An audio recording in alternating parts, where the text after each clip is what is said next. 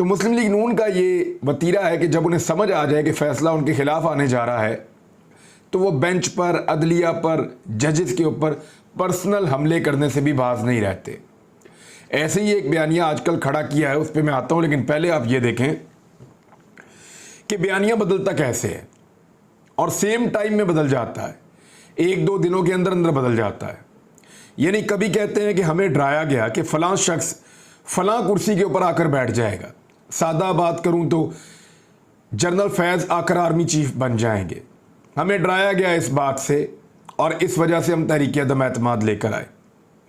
कभी कहते हैं कि हम अदम एतमाद इसलिए लेकर आए कि पाकिस्तान तबाह हो रहा था, हमने पाकिस्तान को बचाना था, अपनी सियासत नहीं अपनी रियासत को बचाने आए थे।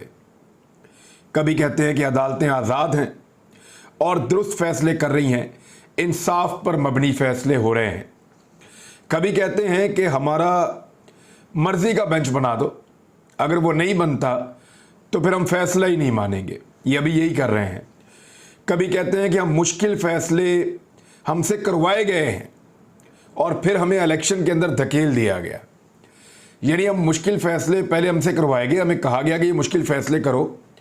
इल्ज़ाम किस पर है? इशारा तो एस्टेब्लिशमेंट की तरफ है कि हमसे मुश्किल फ़ैसले करवा कर हमें ये जो ज़िमनी इंतखाबात हुए हैं 20 हलकों में, उसके इलेक्शन के अंदर हमें धकेल दिया गया। फिर कभी कहते हैं कि हमने मुश्किल फ़ैसले खुद किए थे और कौम सब जानती है कि हमें क्यों करने पड़े। फिर कभी कहते हैं कि परवेज़ इलाही साहब आप आइए और आकर हमारी पार्टी के उम्मीदवार बनकर वज़ीर आला पंजाब बन जाएं। फिर कभी कहते हैं कि पाकिस्तान तहरीक इंसाफ क्यों पंजाब के सबसे बड़े डाकू परवेज़ इलाही को वज़ीर आला पंजाब बना रही है। यानी कभी उसको अपना उम्मीदवार बनाना चाहते हैं, वो ना बने तो दूसरी पार्टी को कहते हैं तुम क्यों बना रहे हो, ये तो सबसे बड़ा डाकू है। कभी कहते हैं कि इमरान खान की नालायकियों की कीमत अवाम महंगाई की सूरत में चुका रही है।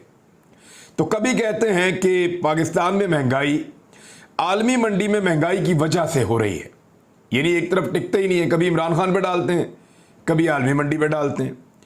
कभी कहते हैं कि मुनहरिफ अराकीन में से कोई भी लोटा नहीं है, इसलिए कि वो तो हुकूमत को छोड़कर अपोजिशन के साथ आए थे। और फिर इलेक्शन हारने के बाद कभी ये कहते हैं कि अगर लोटे ना होते तो हम सारे इलेक्शन जीत जाते, हम इसलिए हारे कि सारे लोटे थे। यानी जब वो आपके पास आ रहे थे तो वो लोटे नहीं थे, लेकिन जब वो इलेक्शन में हार रहे थे तो फिर वो लोटे थे। कभी कहते हैं कि हम इदारों के किरदार से मुतमईन हैं, इदारे बिल्कुल ठीक डायरेक्शन में जा रहे हैं और ऐसे ही काम करना चाहिए। फिर कभी कहते हैं कि इदारे अपने दायरा कार से बाहर निकलकर हद से तजावुज़ कर रहे हैं। यानी अजीबोगरीब किस्म का बयानिया है जो किसी एक जगह टिकता नहीं है। ये प्रॉब्लम सबसे ज़्यादा मुस्लिम लीग नून के साथ हो रही है। मुस्लिम लीग नून के साथ क्यों हो रही है? क्योंकि जब आप साजिश करके चोर दरवाजे से इक़्तिदार में आते हैं तो फिर यही नतीजा निकलता है। आपका बयानिया लुट चुका है, पिट चुका है, लोग मुतनफ़र हैं, नाराज़ हैं और अवाम आपको अब वो नहीं समझते जो माजी में लोग आपको समझते थे या आपसे उम्मीद लगाई हुई थी। मैं आपको बताऊंगा कि लाहौर में क्या हुआ PMLN के साथ।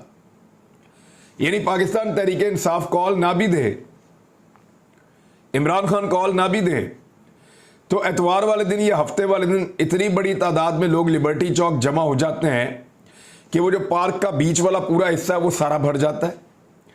जो सड़क का हिस्सा नूरजहां की कोठी की तरफ को आता है, प्लाजा की तरफ, वो सारा भर जाता है। सराउंडिंग में चारों तरफ लोग घूम फिर रहे होते हैं और हज़ारों की तादाद में लोग वहाँ जमा हो जाते हैं। ये